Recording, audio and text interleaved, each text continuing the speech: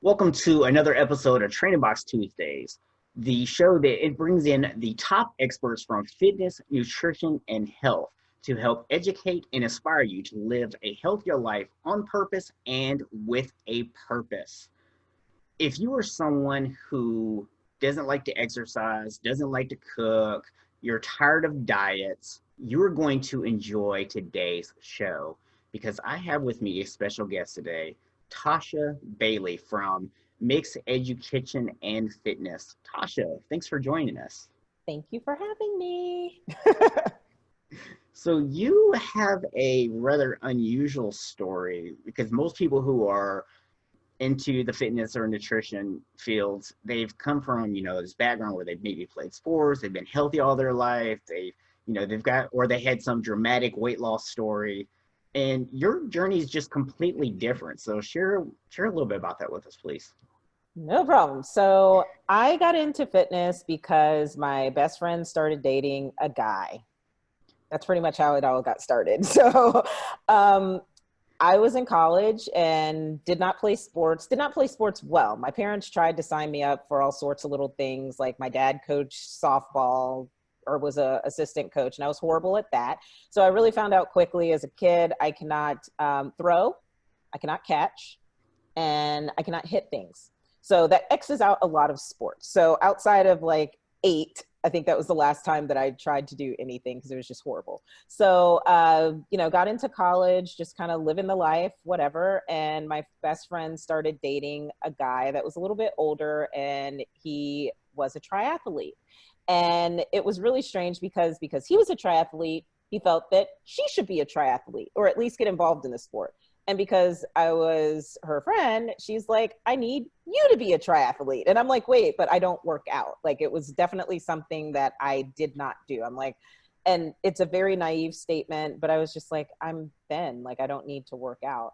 And we got started with running, and I was going through a tough breakup or, getting towards a breakup at the time. And it really helped just mentally for me. And then started strength training with my friend's roommate. And that was another confident thing. It's kind of like, oh, if I can do this thing, which was hard, and now it's a little bit easier, you just translate that to different areas of your life. So that was that. Did actually complete a number of triathlons, and with my friend, I think she only did one because she did not enjoy the open water swim at all. And so I did a couple more triathlons. We did some running races together. And then when I moved to the Northern Virginia, DC area, I was going there to get into a physician assistant program. And I took a year off from undergrad, and I was working out at a gym, and I didn't want to pay for the gym fees. It was Lifetime Fitness. Lifetime Fitness is expensive. And so I thought I could just swipe membership cards at the front desk and get a free gym membership. So I asked one of the trainers about it, and he's like, well, actually, I've seen you work out and you look like you know what you're doing. Because I did have a good science background, I always like heavily research things that I get involved in. So I did know how to work out and do things properly.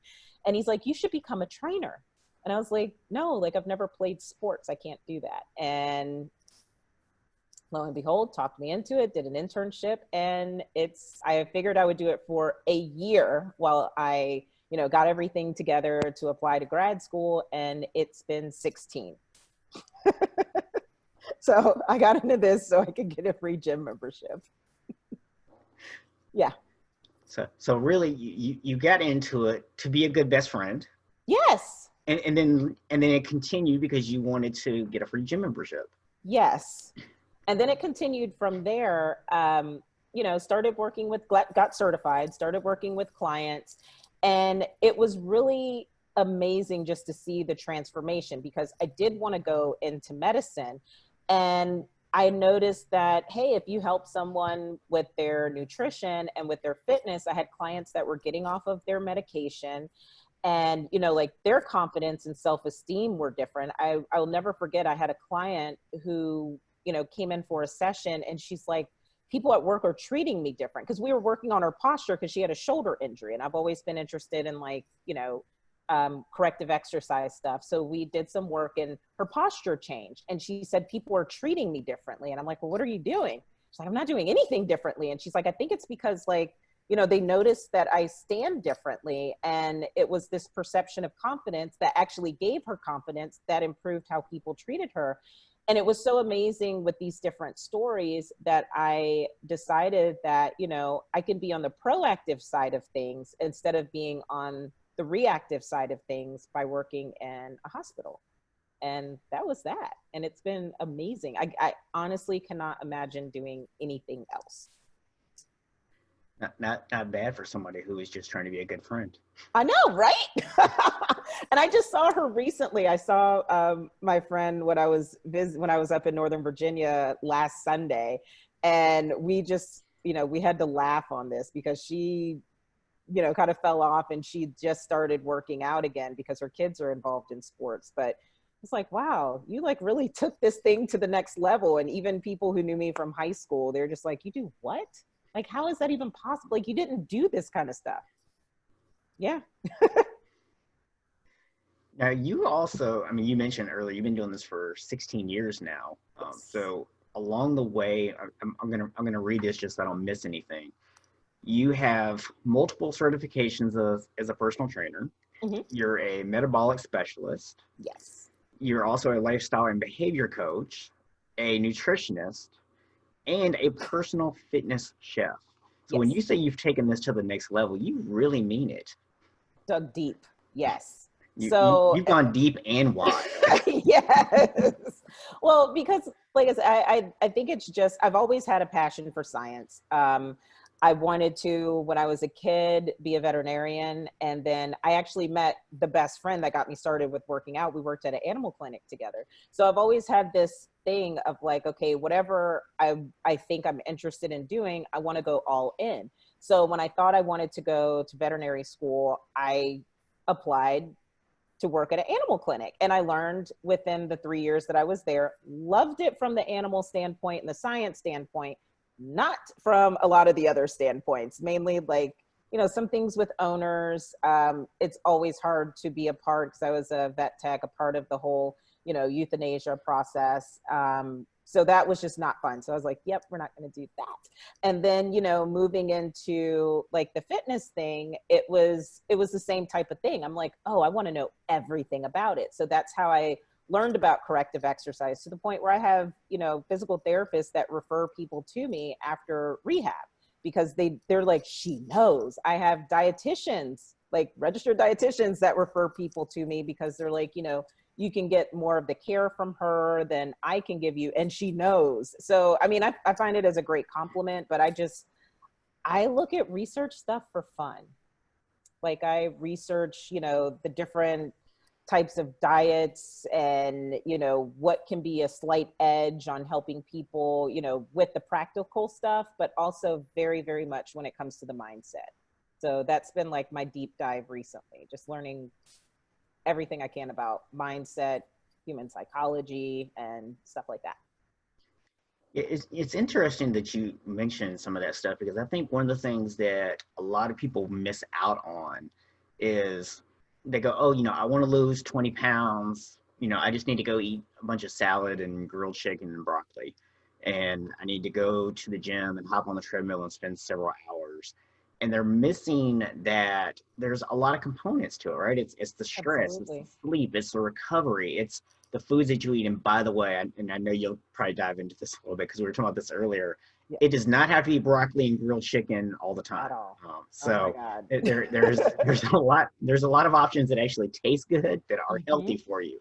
So we'll definitely dive into that a little bit. But kind of talk about, since you've learned all these different things, how has that applied when you're helping out your clients? What are they usually kind of surprised by, all the things that go into, and that it's not just what you put into your mouth or what kind of exercise you do?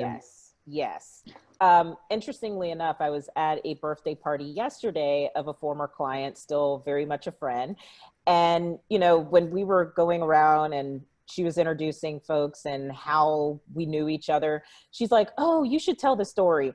And then she's like, no, never mind. I'll tell the story. And she goes into this deep, like, nuanced way that we kind of weave through everything. And it really was true life. Like, we started off, I was a referral to her from her chiropractor, because she was working with another trainer, and she got injured by that particular trainer. And so she was going to a chiropractor who was more than a chiropractor to help get put back together. And so he referred her to me. And then we went through this beautiful story of just like, yes, we had to do a lot of corrective exercise, which she was very disappointed with. We spent 6 weeks doing corrective exercise for her pelvic floor and just, you know, addressing the different issues that she had. And she was hella mad, actually. I thought she was going to quit before we could even get through, but she did trust the process. Never had that issue again from that injury. And then she got stronger. And then she's like, and then we started going through the nutrition part and then, you know, the mindset stuff. And just as she's gone through stressful time, I mean, she was a client of mine for probably about a good solid 7 years. And the only reason we stopped recently is because I don't travel anymore like that. And it really was kind of a testament, because I would have just been like, I used to be her trainer, and we would have kind of like skipped on to the next person. But yeah, it helps because, you know, most people know, like it's very rare that you come across a person that has absolutely no idea how they can make their fitness and nutrition life better, right? They know, they just don't know why they don't want to do it, or they don't know why they can't stick with it. And that's all a mindset thing. And so really, you know, using some of those motivational interviewing techniques and, you know, just really deep diving into the why, and then just giving them, you know, other practical tactics of how it can really work for their lifestyle, because they really believe it can only be done one or two ways. And it's like, no, like there's so many ways that we can do this, you know, you getting healthy. And like I always say, you know, getting healthy, happy, and hot, there's so many different avenues, and it doesn't work the same, and it doesn't look the same for everyone. So I like to tell folks, like, this, you're believing so much stuff that you think it's hard, and it isn't hard. It's simple, and then we can together make it easy. Yeah, and I think people confuse those terms sometimes, right? I mean, we want simple and we want easy, and sometimes we think they're the same thing. Exactly. But the thing is, when it comes to, especially when you're talking about, you know, weight loss or putting on muscle or anything fitness related or body transformation related, you know, it's not difficult in terms of what to do. The science is pretty straightforward. But in terms of getting around all the other stuff in your life, that's where things can get really complicated and get kind of messy sometimes. Exactly. It's the, you know, stress at work. It's the stress at home. It's the, you know, regressing when things do get stressful. You go back to some childhood things like, oh, well, I always had this comfort food or this dish that my parent made me whenever things got hard or I had a bad day at school. And even as an adult, you'll go back 30 years to what happened when you were a child. And it's kind of breaking some of those ties. What started the weight gain? You know, like, where did all of this come from? And if we don't address those things and really kind of work through it, either, you know, with a coach or with a therapist, then you'll always, the likelihood of you going back is high because you've never addressed the problem to begin with. And I know one thing that both of us agree on is that you can't just try to change everything overnight.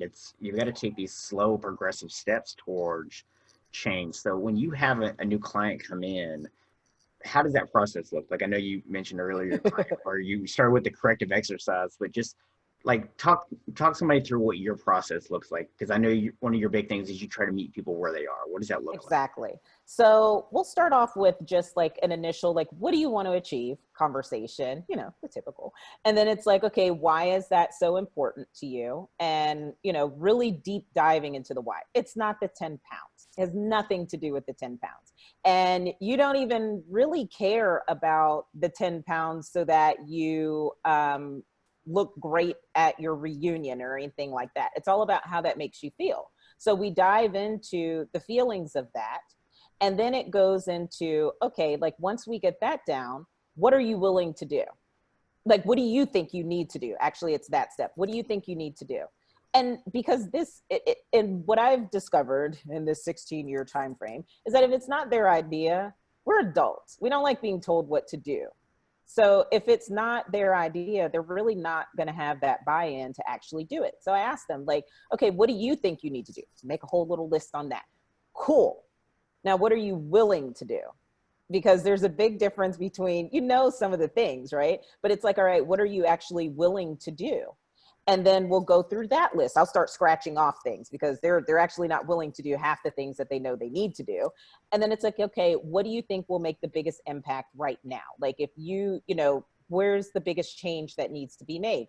Sometimes it has nothing to do with what they're putting into their mouth and the way that they're moving. A lot of times they're like, you know what, if I actually slept more, I think it would be a game changer for me, because then I'd have the energy to do this and energy to do that. And I'm like, awesome. Okay, so let's work into and let's dive into how you can sleep more. And then once we kind of get that accomplished, what's the next big thing? So all of this is always their idea. And they're walking themselves through the process. And I'm just a part of the, some tactics, of course, and their accountability team. It's interesting the way you put that, because I think that one thing that people don't really look at is a lot of times they're thinking as a trainer or a coach, it's like, oh, just tell me what to do, right? Oh my That's God. what we all want. Yes. Or let me put it this way. This is what we all, in quotation marks, want. Yes. But when you actually get down to it, like you said, we're all adults. None of us really want to be told what to do. We all want to do what we want to do. And what we're really looking for is somebody to tell us, how do I still get where I want to be while doing what I want to do, right? Exactly. I mean, that's my life in a nutshell. Just my own personal life story. I'm like, I want to do this, but I don't want to do it your way. I want to do it my way. So how can I do that? And I can't tell you the number of times I have disappointed people when I tell them no, I'm not writing you a meal plan. They're like, well, can't you just tell me what to eat? And I give them this analogy. I'm like, me telling you what to eat is very similar to me coming into your house on a Wednesday, walking up to your, closet and saying, I want you to wear that outfit. And you're like, I don't want to wear that outfit. Maybe they don't like that color that day, or it doesn't fit them right, or, they just don't feel like wearing that outfit. And I'm like, I don't care. You're wearing that outfit and you're putting on this outfit and you're mad about it. That's essentially meal planning. Now you may like it initially and you'll follow it for maybe a couple of days, at most maybe a week. If you're super disciplined, maybe 2. But then what happens when you get into a situation where, I'm just going to say it, 3 egg whites and 13 almonds aren't available to you? You know what I mean? That's where it really starts to get tough. When you're called, when you think you're going to have your stuff and you get called into a work meeting where they've ordered food for you.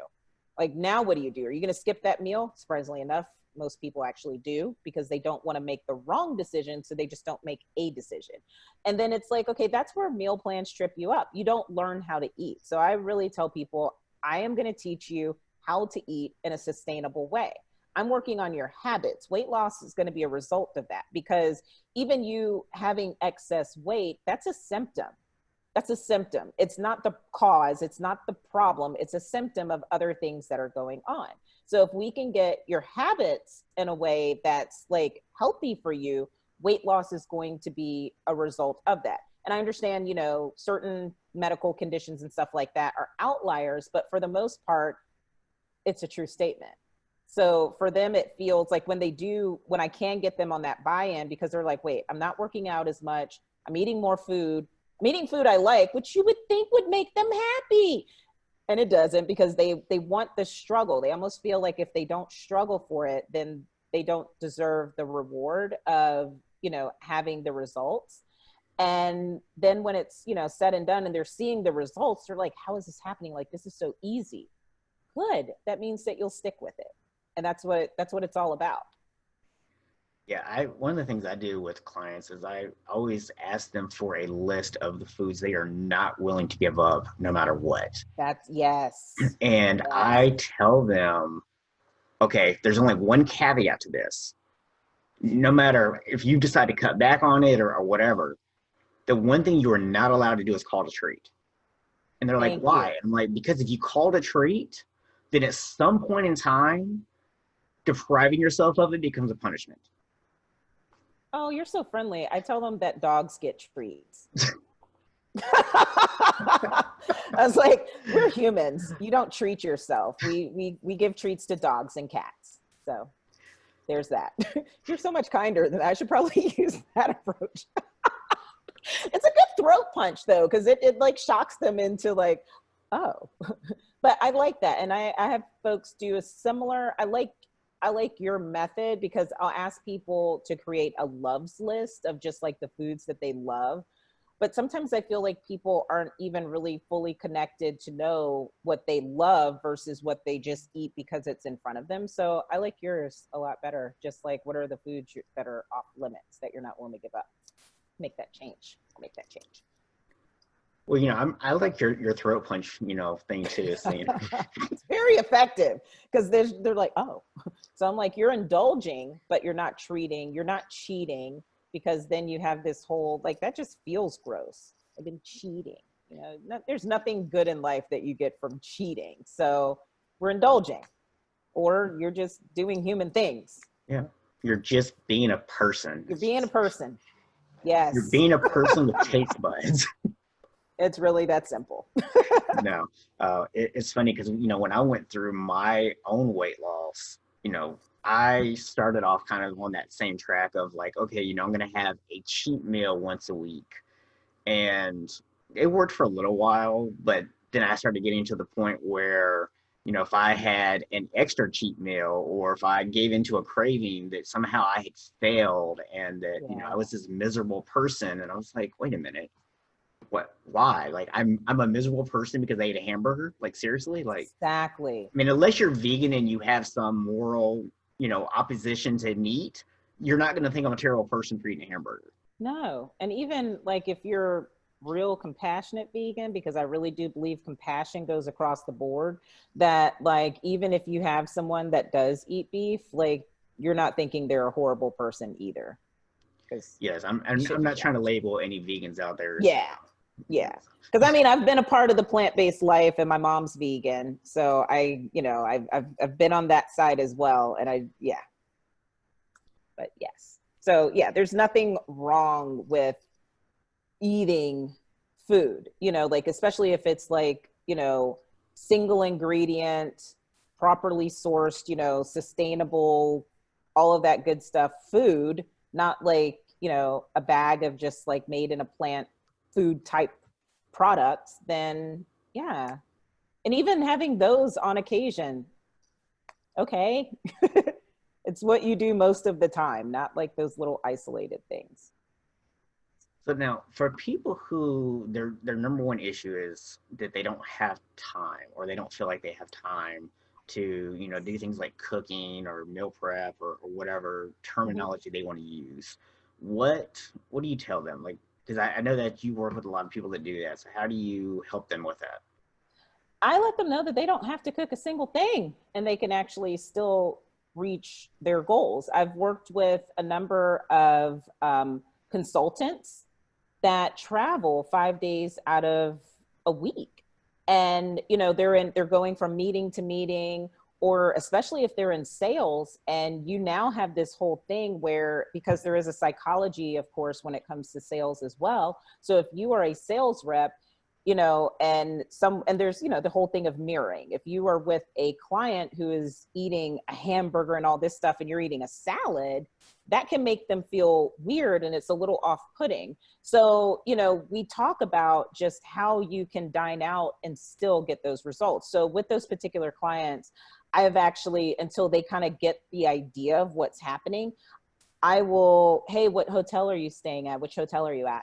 And then look at surrounding restaurants nearby and help them create like, hey, here are your safe dishes. And here's some of the ways that you can, apply a technique so that you are getting it as healthy as it can be with it dining out. So for example, let's say, because let's be very honest, you can get salmon with mashed potatoes and broccoli, and it's worse for you than like going through a drive-through because of all the butter and stuff that they lather onto salmon. So if it's like a creamy dish, I'll tell them, like, just ask them to put the sauce on the side. I want you to still get the flavor of it, but you don't need it to be drowning.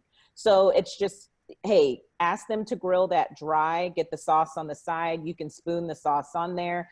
Ask for a baked potato instead of mashed potatoes. Make sure you actually get butter instead of any sort of like margarine, but you're putting it on yourself.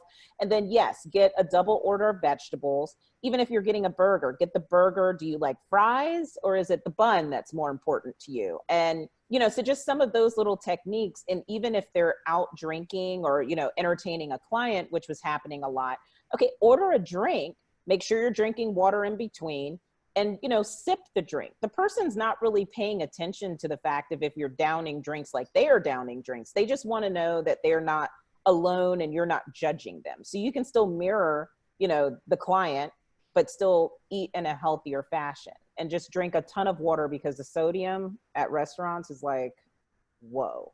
You know, so it's just things like that. So I work with people who just don't prefer to cook.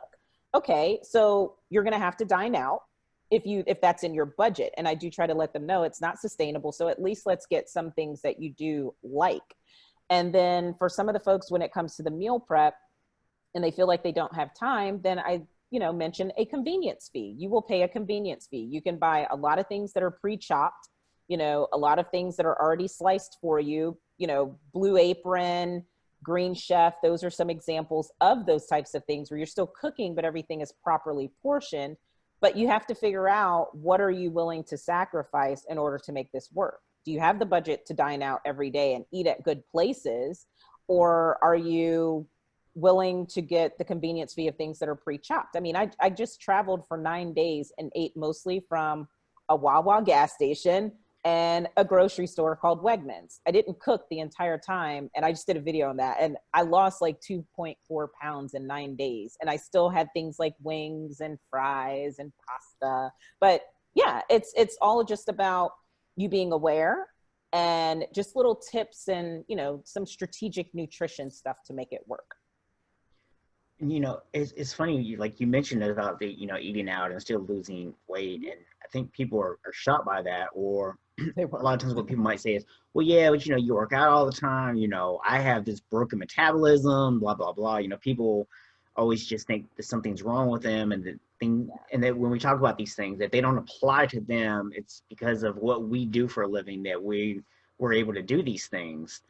But it's a process, right? I mean, you can't just wake up one day and you're 50 pounds overweight, and then all of a sudden you're just going to drop 20 pounds. It's a process that you have to go through, and you can have those things still while you're going through that process, right? Absolutely. I mean, like, I don't dream about working out. Again, this was not a part of my background or anything like that. I would much rather most of the time sit on the sofa than work out at the gym. That doesn't mean that I don't enjoy my workouts, but I had to make it work for me because, you know, textbook personal trainer, the way that they teach us is that it's like, you need an hour of strength training, 10 different exercises, you know, like old school methods. It was like 10 different exercises. You had an hour of training, and, you know, then you do an additional 30 minutes to an hour of cardio. And that's the way I was taught like 16 years ago. And what would start to happen, which was good because it taught me different things, my clients would start showing up late. I lived in the DC area, so traffic was really real. But, you know, they would show up when there was only 45 minutes left to a session, and you have to figure it out. And then some of those same folks would sometimes show up 30 minutes. And then I started getting better at, you know, program design to where it's like, wait, this doesn't take an hour. So, you know, if need be, a person that doesn't have a lot of time, my own workouts are only 35 minutes. I don't like working out like that. So it's like, we need to be efficient, you know, we need to make sure we got some good compound movements and all of that stuff. I'm not a big fan of cardio. I'm really trying diligently to bring cardio into my life. It's mostly walking at this point, but, you know, you don't have to do hour-long things. You could get in a 15-minute workout. It's consistency. I would rather someone do 15 minutes 5 times a week and, you know, maybe walk for an additional 15 minutes than do a 2-hour workout twice a week. And then, of course, we always know you can't outwork the fourth, regardless.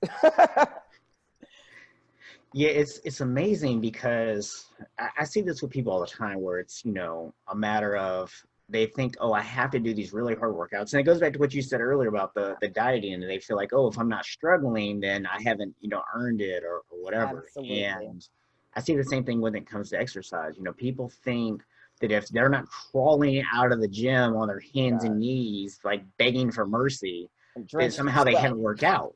Exactly. And that was what surprised a couple of my clients.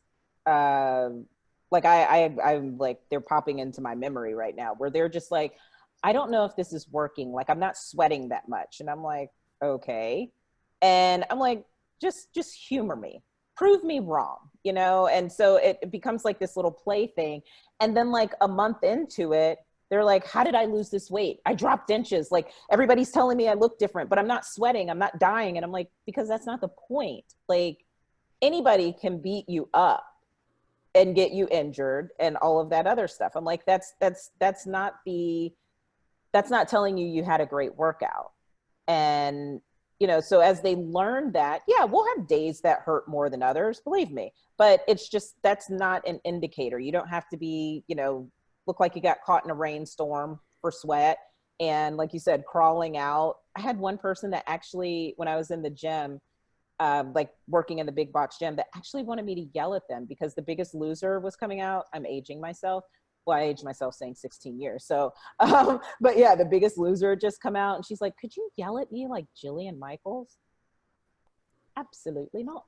Like, that is insane that you want me to do that. But they line that up with results. And yeah, so I'm just glad that things are changing in the fitness industry, because it was really hard to convince folks that you don't have to do that. You don't have to eat like the bodybuilder, 5 meals of the same thing, and be super restrictive to get the results that you're looking for. It's interesting, because I've been doing this for about a decade myself, and I know you'll be familiar with this. I don't know if they still do this or not. I hope not. Whatever you're about to say, I hope not. When you said, I hope they're, I don't know if they're still doing this. I'm thinking, I hope not.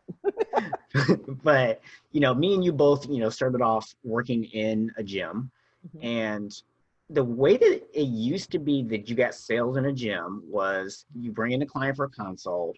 You just literally go beat the crap out of them on the floor for like 20 minutes. And you bring them back to the desk, and they're sweating and they're huffing and they're puffing, and you're just basically going, look how out of shape you are. I can help you. And that was the sales process that the fitness industry used for literally decades. And like I said, I hope they don't use it anymore.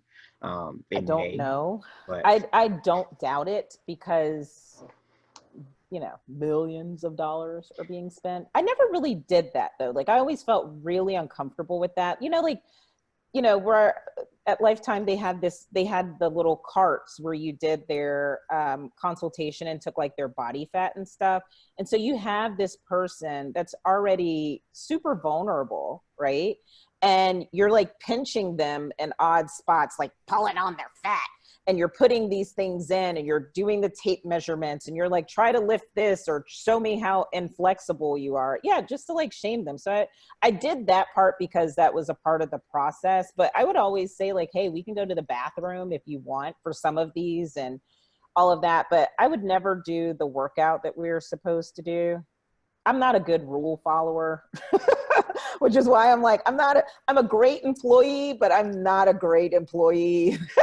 But yeah, I was just like, hey, what do you want to work on actually? What do you want to actually learn from this? And then of course that was so for the sales, because they actually learned something that they could use on their own. So sometimes they didn't come back, but then what happened, so the sales weren't great up front, but then whenever they, got bored with whatever, they would come back, and that was when they would actually pay. So I wasn't great from a sales standpoint there, but yeah, sad enough, I think they still do that, because I joined a gym for a week while I was in Virginia, and the guy was trying to get me through even then, he was trying to get me through some process. I'm like, dude, I don't even live here.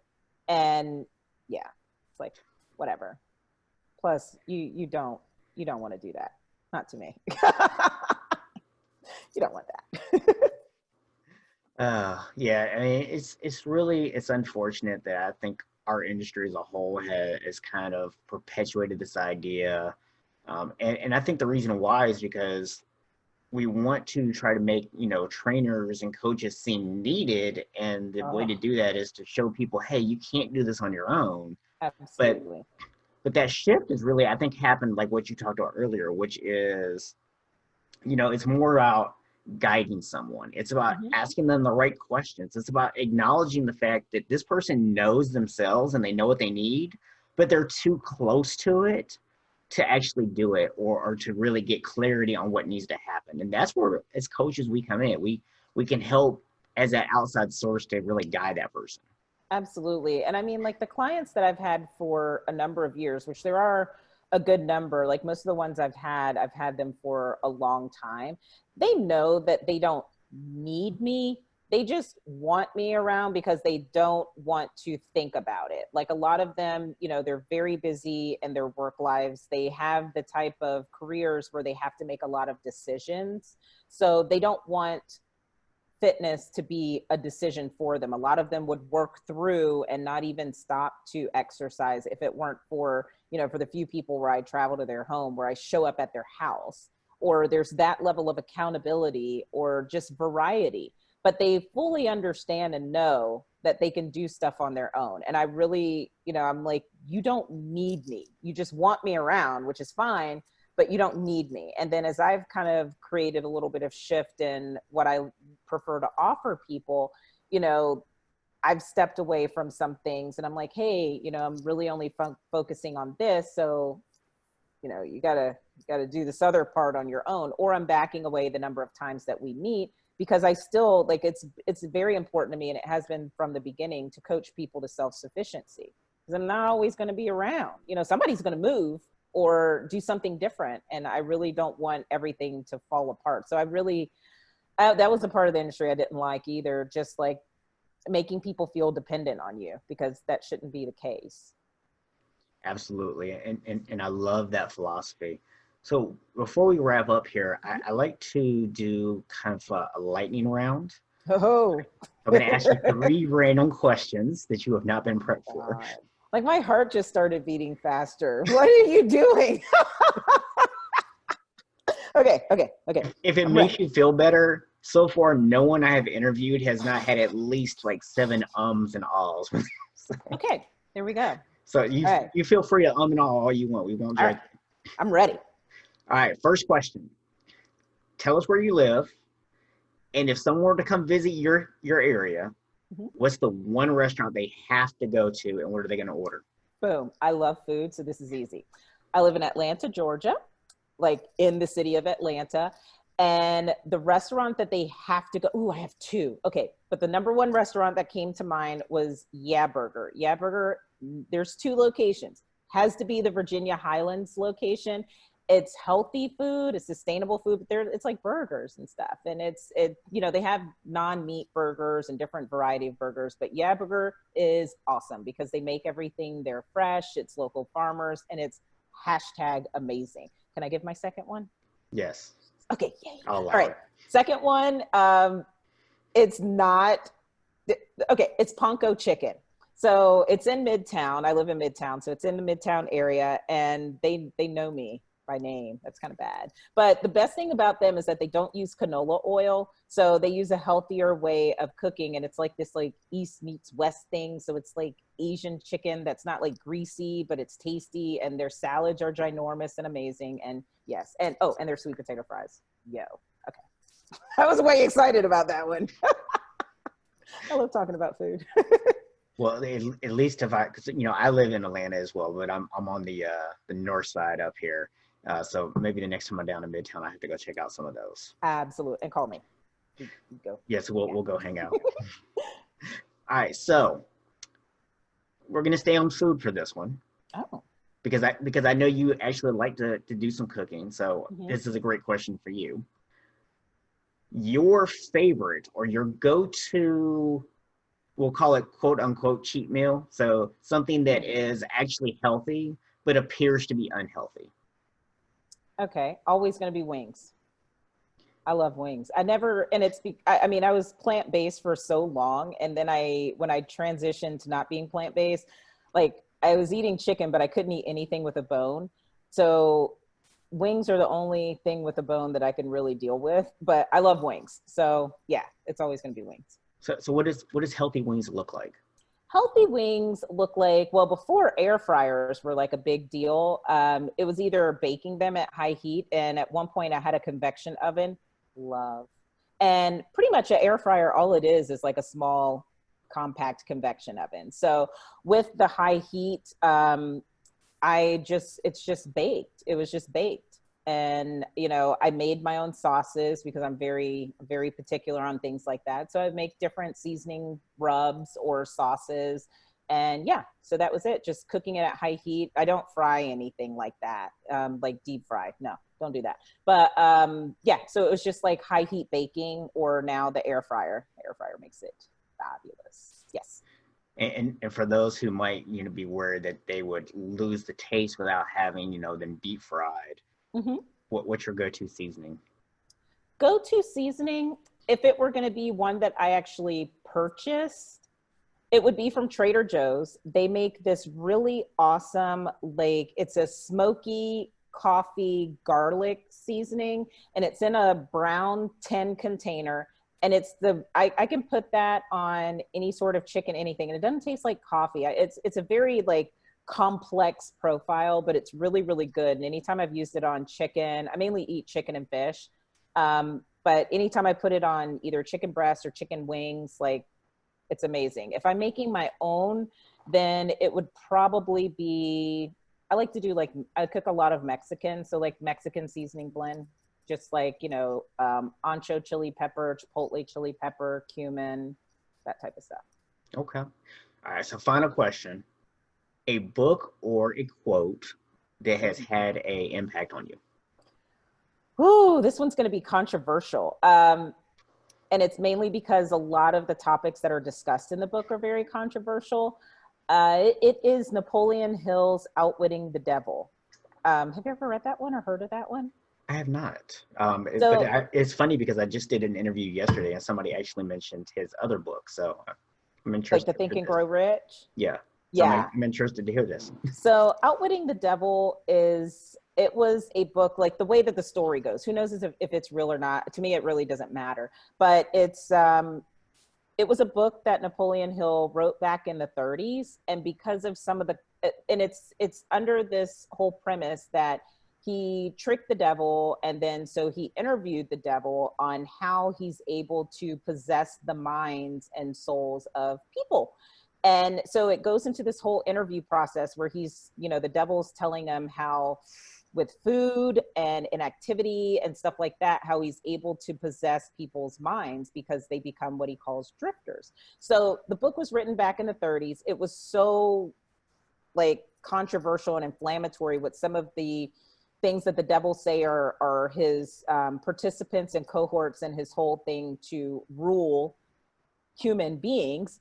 And so his family said, please, you can't release this book until we are all dead.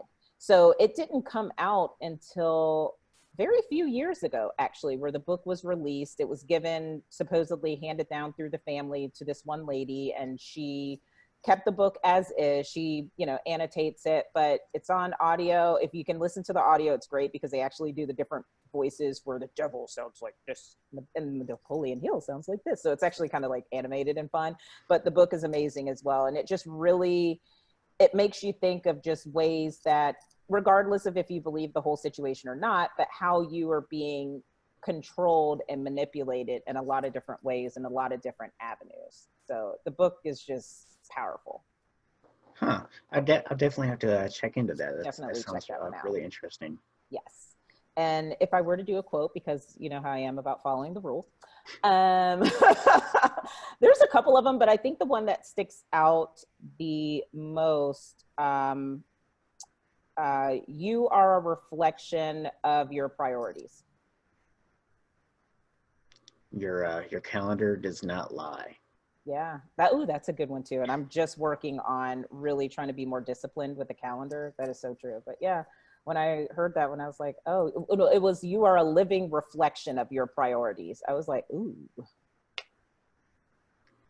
That's another Yeah. fruit punch. It's funny because I actually heard, and I wish I could credit because I can't remember who it was that said it, For that one. but I really liked the way that they had phrased it, which was, if you're about to make a decision and you're not sure if it's the right decision, then say out loud what you're about to do and start with, I'm choosing to. Ooh, that's a great one. And if it stings a little bit, then you might be like, okay, I'm not going to do that now. So Yeah, I wish I could remember who it was that shared that with me because that was I really like great. that one. Yeah, I like that one. Any of those action things I like. Yes. Well, Tasha, thank you so much for Thank joining you. us today. I really appreciate it. Thank you for If having someone me. wants to get in contact with you, how did they do that? Well, I am absolutely on Facebook under the Mix Edu Kitchen, EDU Kitchen and Fitness, or you can find me online website wise at Mix kitchenfitness.com. I don't know why I say it like that, but it makes me laugh. It's a jingle. Yes, it stuck with me. It worked. The marketing worked.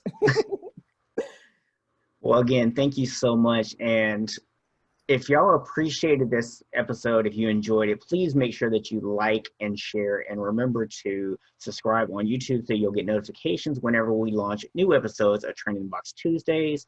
And I will see y'all next week on Tuesday at 7:30 p.m. Eastern Standard Time.